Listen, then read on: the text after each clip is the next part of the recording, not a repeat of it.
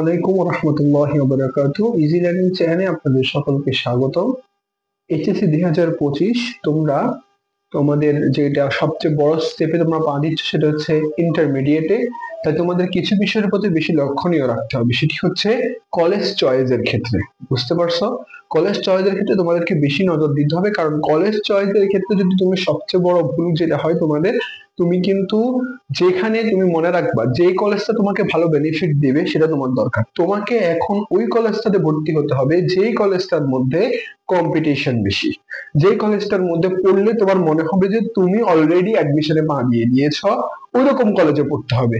এখন ধরো 90% স্টুডেন্ট এখন সবারই আল্লাহর রহমতে সবাই সামর্থ্য অনেক ভালো থাকে, চেষ্টা করবা সবাই ঢাকায় গিয়ে পড়াশোনা করার জন্য। এবং আরেকটি কথা হচ্ছে, যারা নিজ নিজ ডিস্ট্রিক্ট থেকে পড়বা তারা চেষ্টা করবা ওই ডিস্ট্রিক্টের সবচেয়ে হাইস্ট একটা কলেজ, হোক সেটা প্রাইভেট।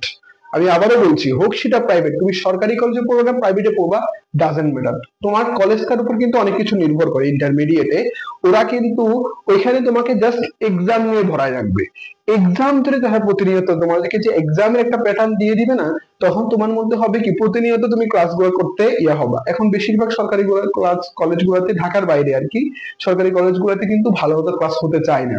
এই জন্য আমি সবাইকে প্রেফার করি কি, কলেজ ভর্তি হওয়ার ক্ষেত্রে যদি তুমি নিজের ডিস্ট্রিক্টের মধ্যে হও, খুব ভালো একটা কলেজে ভর্তি হওয়ার চেষ্টা করো।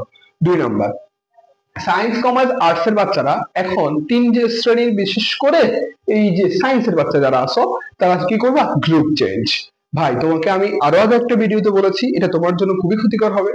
এবং তুমি যদি ইন্টারমিডিয়েটে করো, তুমি বলবা যে ভাই আমার অনেক ভাই করছে, আমার চাচাতো ভাই করছে, আমার চাচাতো ভাই করছে, অনেকেই করছে, আমি কেন করতে পারবো না? দরকার নেই তোমার, কেন দরকার নেই শুনো। তুমি যদি এটা চেঞ্জ করো, তুমি কিন্তু ইন্টারমিডিয়েটে তোমার কেমিস্ট্রিতে যে ফ্রি 25, 25, 25, ফিজিক্সের 25, হায়ার ম্যাথের 25, কয়টা হলো ভাই? 4 25 কত? 4 25 কত? 4 25 100। এই যে 100 মার্ক তুমি ফ্রিতে পাচ্ছ।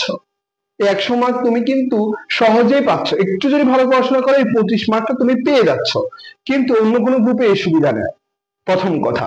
দ্বিতীয় কথা হলো, ইন্টারমিডিয়েটের সায়েন্স একটু তুলনামূলকভাবে কঠিন হয়, আমরা সকলে জানি, এটা স্বাভাবিক। একটু কঠিন হয় কারণ কি আমি হায়ার উঠতেছি, কিন্তু এমনও কঠিন না যে আমি পারবো না। এখন তুমি একটা জিনিস নিজেকে চিন্তা করো, হয়তো তোমার ফ্যামিলি বলবে যে গ্রুপ চেঞ্জ করে ফেলো। তুমি বলো তো, এবারে পাশের হার 68%, তারপরে এ প্লাস এর হার অনেক কম, 19 লাখ পরীক্ষা দিছো পাইছে 1 লাখ, তাহলে কি বাকি যে 4.19 লাখের মধ্যে তো মিনিমাম সায়েন্সের পোলাপেনের সংখ্যা বেশি, বর্তমানে তো সায়েন্সের পোলাপেনের সংখ্যাই বেশি। তারা কি গ্রুপ চেঞ্জ করে ফেলবে সবাই? আমাকে বলো, তারা যদি গ্রুপ চেঞ্জ করে ফেলে তখন